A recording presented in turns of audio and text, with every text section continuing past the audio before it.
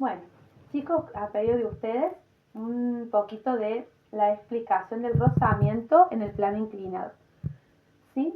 Habíamos hablado de que el rozamiento es una fuerza de contacto entre los cuerpos, sobre todo en un cuerpo y la superficie en la que está apoyado y quiero moverlo o en la que se está moviendo. Y el plano inclinado es una máquina simple donde en un suelo horizontal nosotros ponemos como una rampa, ¿sí? Vamos a tener un ángulo de inclinación y cuando un cuerpo se apoya sobre el plano inclinado, ¿sí?, se nos va a descomponer su fuerza-peso en los ejes X e Y. La fuerza-peso no se va a inclinar junto con el plano, porque la fuerza-peso siempre va a apuntar hacia el centro de la Tierra. La fuerza-peso.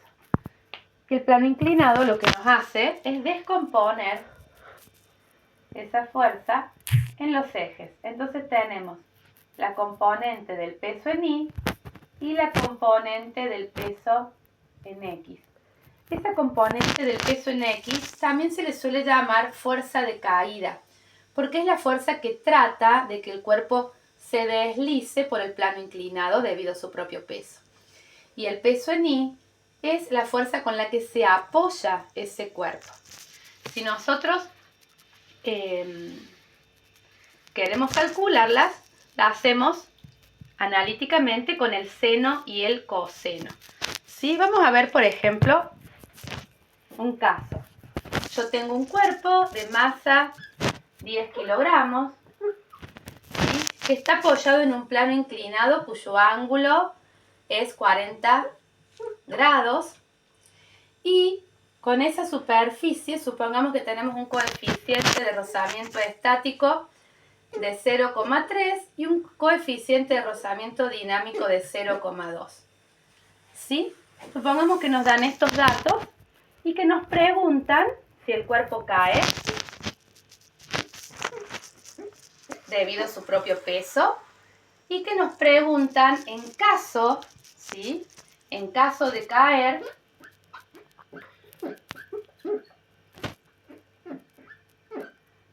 que calculemos la aceleración. Solamente en el caso de caer, ¿sí? Si no cae, por supuesto, no va a tener aceleración, porque si no cae, no se está moviendo. Bien. Vamos a ver.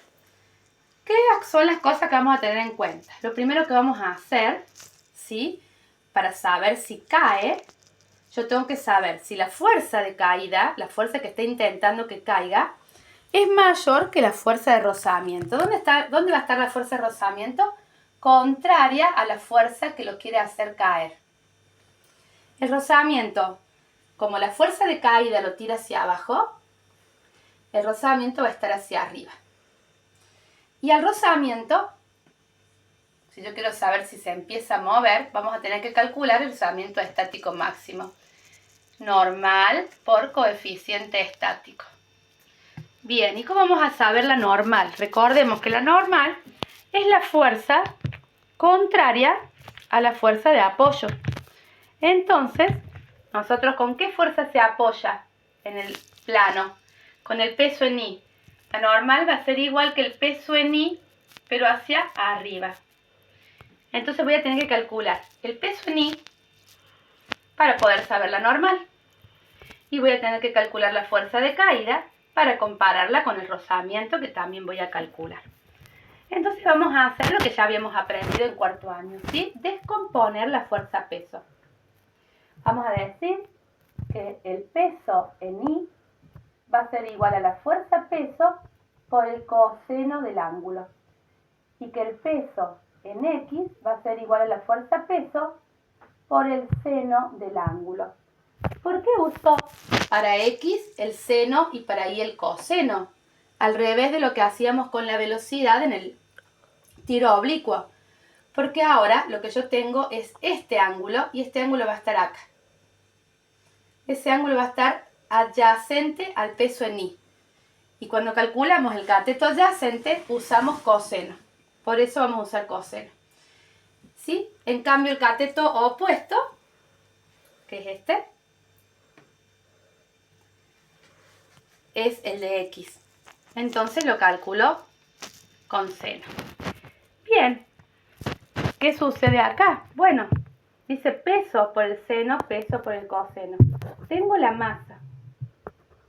Si yo multiplico la masa por la gravedad, voy a tener el peso, ¿verdad? Entonces voy a decir que la fuerza peso va a ser igual a la masa por la gravedad. O sea que la fuerza peso va a ser igual a 10 kilogramos por menos 9,81 metros sobre segundos al cuadrado. Cuando yo hago la masa por la gravedad, me va a dar 98,1 newton. ¿Sí? 9,81 por 10, 98,1. Menos, porque es el signo menos de la gravedad. Y kilogramos por metro sobre segundo al cuadrado nos queda newton. Así que ya tengo el peso. Y si tengo el peso en I, tengo el peso, puedo calcular el peso en I y el peso en X. ¿Cómo lo vamos a calcular? Haciendo el peso por el coseno del ángulo, o sea, menos 98,1 newton por el coseno de 40. Y en este otro caso, menos 98,1 newton por el seno de 40. Bien, no me quedó mucho lugar ahí, pero lo voy a hacer, lo voy a escribir debajo, ¿sí? Entonces decimos menos 9,81 por el seno de 40. Eso nos da 6, no, perdón, hice 9,81. 98,1 por el seno de 40. Y eso nos da 63. O sea que este peso en X es 63 newton. Y en el peso en Y hago 98,1 por el coseno de 40. Y me da 75,15. ¿Sí? Podríamos poner 75, porque como sigue un 1, directamente vamos a redondear por aproximación, para usar los dos numeritos enteros. O sea que ya calculé con el seno y el coseno la componente del peso en Y y la componente del peso en X. Ya las tengo acá. ¿Sí? Si el peso en Y vale 75 newton, los dos son negativos, perdón, porque traen el signo menos de acá. Los dos tiran hacia abajo. Entonces, sí. Vamos a poner ahí para que se vea bien. Bueno. Si el peso en Y vale menos 75, la normal va a valer 75. Entonces voy a poder calcular acá.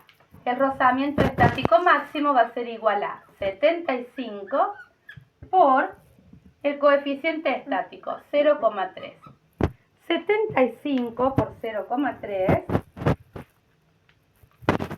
nos va a dar 22,5. 22,5 newton. O sea que, veamos, ¿qué vamos a hacer ahora? ¿Para qué calculamos esto? El rozamiento estático máximo soporta hasta 22,5 newton. Toda fuerza por debajo de este valor no lo va a mover. ¿Y cuál es la fuerza que lo quiere mover? Acá la tenemos. La fuerza en X, porque es la fuerza de caída. ¿Sí? O sea, tengo que calcular la fuerza peso en X, cómo es respecto del rozamiento estático máximo. Y en este caso, ¿cómo es? Es menor. La fuerza peso en X es mayor en este caso que el rozamiento estático máximo, o como dije recién, el rozamiento estático máximo es menor que la fuerza de caída, el peso en X. Entonces, ¿quién va a ganar? ¿El peso en X que lo quiere hacer mover o el rozamiento que quiere que no se mueva? Y el mayor, o sea que gana el peso en X. Por lo tanto, vamos a decir que sí cae. ¿Y por qué sí cae? porque la fuerza de caída es mayor que el rozamiento estático máximo. Bien, entonces ahora vamos al caso B. ¿Qué dice el caso B? No el caso B, sino el punto B. Que en caso de caer, y sí, efectivamente cae, calculemos la aceleración. Si yo acá pusiera que no cae, no tengo que hacer el paso B, porque si no se mueve, si no cae, porque se queda quieto, en caso de que esta fuerza fuera menor que el rozamiento, no se movería. Por lo tanto, yo acá hubiera puesto no, y por lo tanto no tiene aceleración. Pero como sí cae, porque el peso en X es mayor que el rozamiento, nosotros vamos a poder, en valor numérico, por supuesto uno es negativo y el otro es positivo, pero en valor numérico, no en sentido. Bien, entonces vamos a ir acá. ¿Y qué vamos a hacer en caso de caer la aceleración? ¿Cómo se calcula la aceleración? Con la fórmula de la segunda ley de Newton.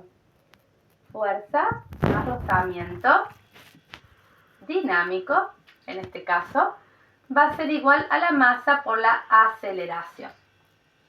¿Sí? La fuerza que lo mueve, la tengo. ¿Quién es la fuerza que venció el rozamiento estático y que hace que se deslice? El peso en X. O sea que acá voy a tener menos 63 newton. Luego tengo que sumarle el rozamiento dinámico. Entonces, tenemos la fuerza menos 63 newton, que es el peso en X, que intenta, en este caso ya intentó y lo logró hacerlo caer. Por lo tanto, gracias a esa fuerza va a ir moviéndose. El rozamiento dinámico, que no lo calculamos, entonces lo vamos a calcular. El rozamiento dinámico es igual a la normal por el coeficiente dinámico. ¿Sí? Bien, o sea que va a ser igual a la normal, 75 newton. ¿Por qué 75? Porque es la contraria al peso en I, por el coeficiente dinámico, que es 0,2. ¿Cuánto va a valer entonces la fuerza de rozamiento dinámica? Bueno, vamos a ver. 75 por 0,2. 15. Si este dijimos que es negativo, este va a ser positivo, porque tienen que tener, distintos sentidos. Así que lo voy a poner positivo. Como este es negativo, este es positivo. La masa, 10 kilogramos.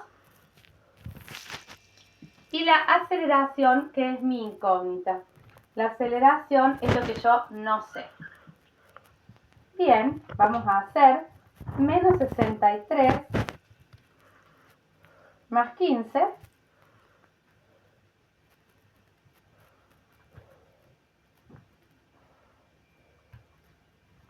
Y nos va a quedar menos 48. Menos 48 newton. ¿Y qué vamos a hacer con el 10 que está multiplicando la aceleración? Lo vamos a pasar dividiendo. ¿Sí?